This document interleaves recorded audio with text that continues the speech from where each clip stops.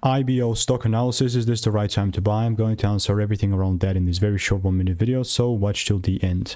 With Impact Biomedical, I've seen a 93-cent level, of which 100% we're up, you know, and this is absolutely beautiful because, like, if you watched right here, let me just zoom out, you will see that previously I was very open-minded for taking things up but never got my confirmation, and since then it came from $3 down to like $1 again.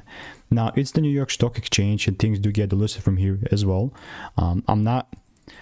I'm taking this with like a grain of salt because the only real thing for me to kind of start taking things up here is going to be breaks above 135, but by any means doesn't mean that I cannot buy and be bullish in this market if the price doesn't pull down and gives me some sort of shift here, you know. So I will of course continue to keep you updated. Let me just do this thing here. If there's no confirmation, there's going to be no bias, no buying, so all I'll keep doing in the meantime is I'll keep waiting. Obviously this is only if the rules are met. If they're not, obviously I'm not buying. And if you want to stay tuned about IBIO and if you want to make more money trading in a simple way, click the first link in the description. It's free newsletter.